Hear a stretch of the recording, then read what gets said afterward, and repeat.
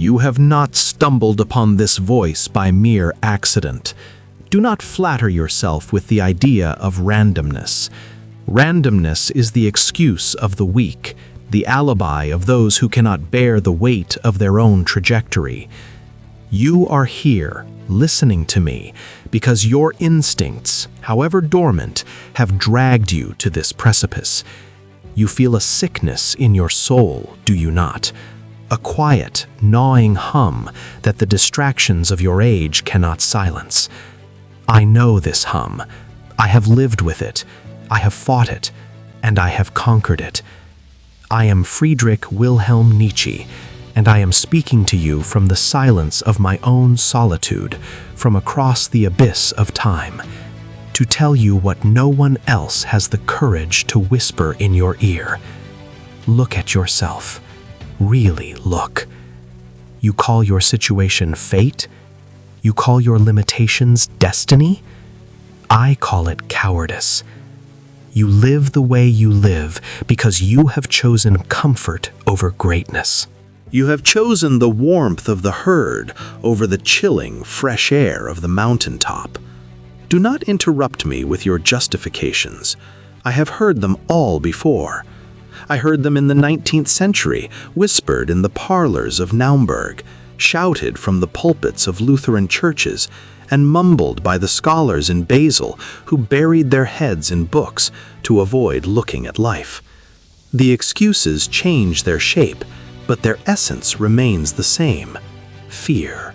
Fear of pain. Fear of solitude. Fear of becoming who you actually are. Let us speak of my time, so you may understand your own.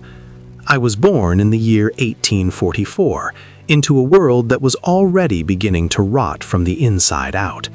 It was a world of stiff collars and even stiffer minds. We had the Prussian discipline, yes. We had the music of Wagner. We had the philosophy of Schopenhauer. But underneath it all, there was a great hypocrisy. I saw men, grown men, capable of strength, kneeling on the stone floors of cathedrals, begging for forgiveness from a deity that had long since ceased to breathe. They claimed they knelt out of faith. I looked into their eyes and saw only terror. They were terrified of the freedom to create their own values, so they clung to the cross like drowning men clinging to driftwood. They wanted a shepherd because they were content to be sheep. I walked among them, a ghost in their machinery. I saw the morality of my era for what it was, a mechanism to tame the beast in man, to cut the claws of the lion so that the lambs could sleep safely. They called it virtue.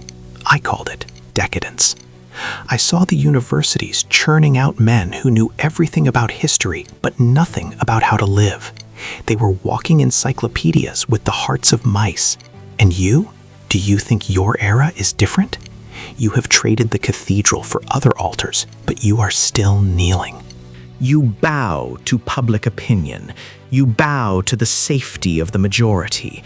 You bow to the desire to be liked, to be accepted, to be indistinguishable from the neighbor who you secretly despise. I remember the fog of Germany, the heavy, gray skies that seemed to press down on the spirit. It was in that atmosphere that I realized the great task of my life, to philosophize with a hammer, to tap against the idols of the age, the holy truths, the eternal values, the sacred cows, and hear that hollow sound which proves they are empty. I struck the concept of pity, and it rang hollow. I struck the concept of Christian charity, and it rang hollow. I discovered that what my society called good was merely a way to protect the weak from the strong, to drag the exceptional down into the mud of the average. And they hated me for it. Oh, how they hated the man who dared to suggest that suffering was not a punishment, but a necessity. Consider your own life. How often have you avoided a difficult decision because you did not want to suffer? How often have you swallowed your true words because you feared conflict? You act as if pain is an objection to life. I tell you, pain is the precondition of life. In the year 1888, shortly before the darkness took my mind, I wrote with a fury that burned my fingers. I knew that time was short. I knew that the catastrophe was coming, not just for me, but for Europe. I saw the rise of nihilism, the great nothingness standing at the door. And what is nihilism? It is the weary sigh of the man who says, "There is no truth, so why bother?" It is the man who would rather will nothingness than not will at all. I look at you, and I see the symptoms of this same disease. You are tired, not physically perhaps, but metaphysically. You lack a goal that commands you. You drift. You float. You wait for the weekend. You wait for the holiday. You wait for retirement. You wait for death. You are waiting for someone to give you permission to live. This is the slave morality in its purest form. The slave waits for the master to command.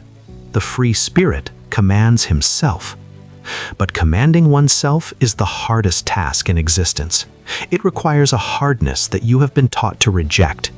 You have been raised on the milk of kindness, told that equality is the highest goal. I tell you that equality is a lie invented by the inferior to shackle the superior. There is no equality in nature. Look at the stars. Do they shine equally? Look at the trees in the forest. Do they grow to the same height? No. The strong rise, and they cast shadows. You are afraid of your own shadow. When I fled the suffocating air of the universities and went to the Alps, to Sils Maria, I sought the cold. I sought the ice. Why? Because the ice preserves. The ice clarifies. At 6,000 feet above sea level, thoughts become cleaner. There I understood that man is something that must be overcome. Man is a rope tied between beast and overman, a rope over an abyss. What is great in man is that he is a bridge and not an end. But you treat yourself as an end. You treat your comfort as the final goal of history. You sit in your heated rooms with your belly full and you think, this is it. This is happiness. I spit on that happiness. That is the happiness of the cow in the pasture, chewing cud while the butcher sharpens his knife. Let us discuss your virtues. You pride yourself on being harmless. You call it being a good person. But I ask you, are you good, or are you just incapable of being dangerous? A rabbit is not virtuous because it does not eat the wolf. It is simply a rabbit. If you do not have the claws to tear, if you do not have the teeth to bite, you are not moral, you are weak. True morality requires the capacity for terror, held in check by the will. I have seen the men of my century, the so-called gentlemen, tipping their hats and speaking in soft voices, while inside they were rotting with resentment. Resentment. That is the poison of the soul. It is the anger of the impotent. You feel it, do you not? When you see someone succeed where you have failed, when you see someone dare where you have hesitated, you do not feel inspiration. You feel a bitter taste in your mouth. You want to pull them down. You want to say, he is arrogant, he is lucky, he is evil. That is the slave speaking through you. I waged war against this resentment. I waged war against the cross, because the cross is the symbol of the worship of suffering for suffering's sake. They taught you that to suffer is to be holy. I teach you that to suffer is to be pregnant. To carry pain is to carry the seed of a new self. But you abort your pain. You numb it. You distract yourself with noise, with moving pictures, with the chatter of the masses. You have devices I could not have dreamed of, yet you use them to shrink your world, not to expand it. You have access to the sum of all human knowledge, yet you use it to argue with fools. This is the tragedy of the modern man. He has the tools of a god, but the appetites of an insect. In my solitude, I often spoke to my shadow. I asked it, "Where are the free spirits? Where are the lions?" I saw only camels. The camel is the spirit that says yes to every burden. It kneels down and says, "Put a load on me, for I am strong enough to bear it." That is the spirit of duty, of thou shalt. My generation was a generation of camels, carrying the heavy load of Christian morality, of nationalism, of duty to the state. And you are camels too. You carry the load of debt, of social expectation, of political correctness. You are terrified to say what you truly think, lest the herd casts you out. So you stay silent, you nod, you agree. And every time you agree when you should scream no, a piece of your soul turns to dust. But the spirit must become a lion. The lion is the spirit that captures freedom. The lion says, "I will." It fights the great dragon called Thou Shalt. The dragon glitters with gold, and on every scale is written a value from the past 1,000 years. Thou shalt be kind, thou shalt be humble, thou shalt be obedient. The lion roars at this dragon. The lion creates the freedom for new creation. But even the lion is not enough. The lion cannot create new values. It can only create the space for them. The spirit must finally become a child. Innocence and forgetting, a new beginning, a game, a self-rolling wheel, a first movement, a holy yay. But where is the child in you? You are old. You were born old. Your society ages you before you have even learned to walk. You are burdened with the cynicisms of a world that has seen too much and felt too little. I remember the day I collapsed in Turin. The horse was being beaten. I threw my arms around its neck. Madness, they called it. Perhaps. But was it madness to feel the suffering of a living creature when the rest of the city walked by with indifferent eyes? Or was the indifference the true madness? You walk by your own suffering with indifferent eyes. You beat the horse of your own spirit, whipping it to work harder, to earn more dollars, to run faster on a treadmill that goes nowhere. You are both the master and the slave in your own internal plantation. You exploit yourself, and you think this is freedom because no one else is holding the whip. Let us go deeper into the pathology of your choices. You say you want to change. You say, "Tomorrow I will be different." But tomorrow is just the graveyard of today's intentions. The eternal return of the same. Imagine this. What if a demon were to creep after you one night in your loneliest loneliness and say to you, "This life, as you now live it and have lived it, you will have to live once more and innumerable times more, and there will be nothing new in it, but every pain and every joy and every thought and sigh and everything unutterably small or great in your life will have to return to you, all in the same succession and sequence." Would you not throw yourself down and gnash your teeth and curse the demon who spoke thus? Or have you once experienced a tremendous moment when you would have answered him, "You are a god, and never have I heard anything more divine"? This is the heaviest weight. If this thought gained possession of you, it would change you as you are, or perhaps crush you. The question in each and everything, do you desire this once more and innumerable times more, would lie upon your actions as the greatest weight. How well disposed would you have to become to yourself and to life to crave nothing more fervently than this ultimate eternal confirmation and seal? Look at your life now. If you had to repeat this exact day, this exact hour forever, would you cheer or would you weep? If the answer is not a shout of joy, then you are living wrong. You are living a life that is not worthy of eternity. You are wasting the only thing that is truly yours, your time. In the late 19th century, I saw the rise of the state as the new idol. The state, I wrote, is the coldest of all cold monsters. It bites with stolen teeth. It tells you, I, the state, am the people. It is a lie. The creators were the ones who created peoples and hung a faith and a love over them, and thus they served life. The destroyers are those who lay snares for many and call it the state. They hang a sword and 100 cravings over them. You look to the state, to the government, to the systems of power to solve your problems. You trade your liberty for a false sense of security. You want to be taken care of. You want a pension. You want insurance. You want a guarantee that life will not hurt you. But life is injury. Life is risk. To try to insure yourself against fate is to insure yourself against living. I see you hiding behind your screens, observing the arena but never stepping into the sand. You confuse information with wisdom. You think that because you know the news of the world, you understand the world. But you know nothing of the blood and the sweat. You are spectators. Passivity is your cardinal sin. You let life happen to you. You are like a leaf blown by the wind, claiming that the direction of the gale is your own choice. It is not. You are being driven by forces you refuse to acknowledge.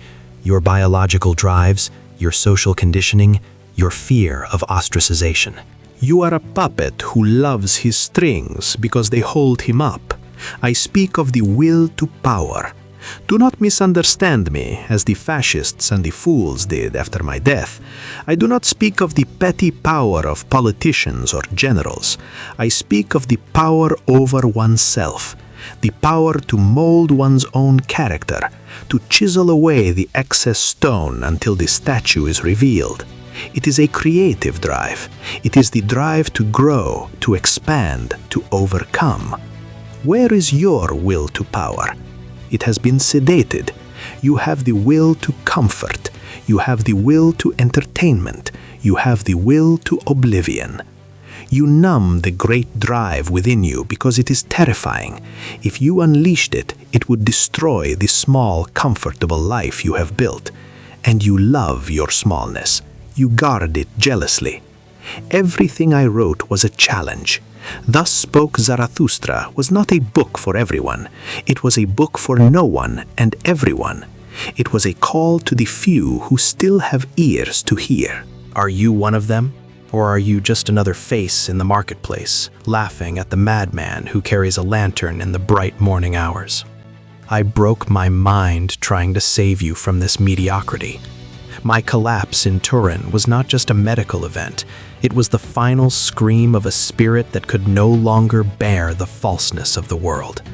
I burned out so that I could light a fire in the future. And here you are, in that future, and the fire is dim. You have let it turn into embers. Do not think that because you live in a time of technology that you are superior to the peasant of my time. The peasant at least had a connection to the earth. You have severed that connection. You live in boxes, you move in boxes, you stare at boxes. You have lost the horizon. When was the last time you looked at the stars and felt your own insignificance? Not the depressing insignificance that makes you feel small, but the glorious insignificance that makes you feel free. If you are nothing, then you can become anything. But you cling to your identity, your name, your job title, your social status, as if they are real. They are masks. Strip them away. What is left? If you take away your job, your family, your possessions, your reputation, who are you? If the answer is nothing, then you are truly lost. I warned of the last man. The last man is the one who has invented happiness. He leaves the places where it was hard to live, for one needs warmth. One still loves one's neighbor and rubs against him, for one needs warmth. Becoming sick and harboring suspicion are sinful to him. One proceeds carefully. A little poison now and then, that makes for agreeable dreams, and much poison in the end, for an agreeable death. One still works, for work is a form of entertainment, but one is careful lest the entertainment be too harrowing.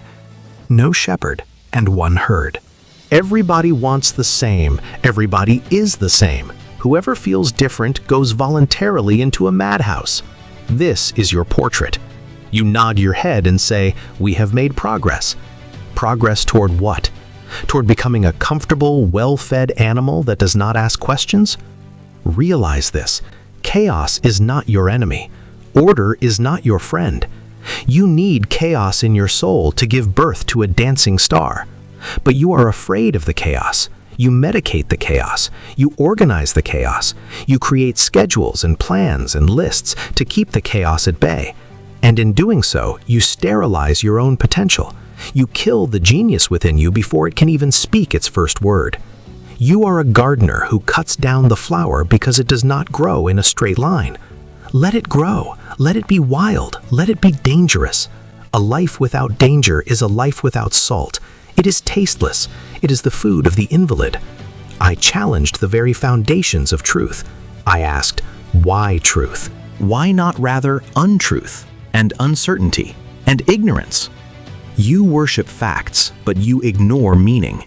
You have all the data, but no direction.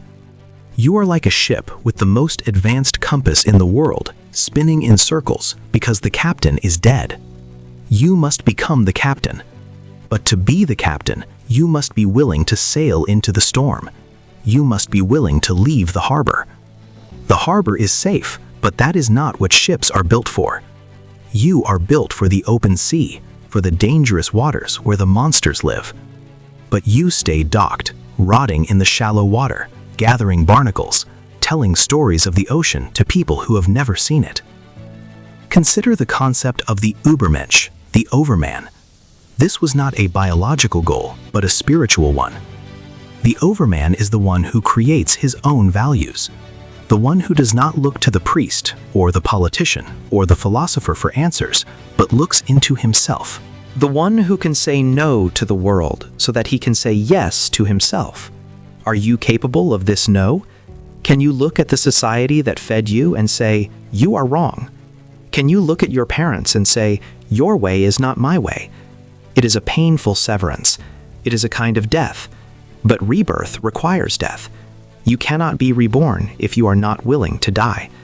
You want the resurrection without the crucifixion. It does not work that way. I see you hesitating. You are weighing the cost. If I change, you think, I will lose my friends. I will lose my security. People will think I am strange. Let them. If the herd thinks you are strange, it is a sign that you are climbing. When you are at the bottom of the mountain, you are crowded. When you are at the peak, the air is thin and you are alone. But the view is infinite. Do not trade the view for the company. The company is cheap.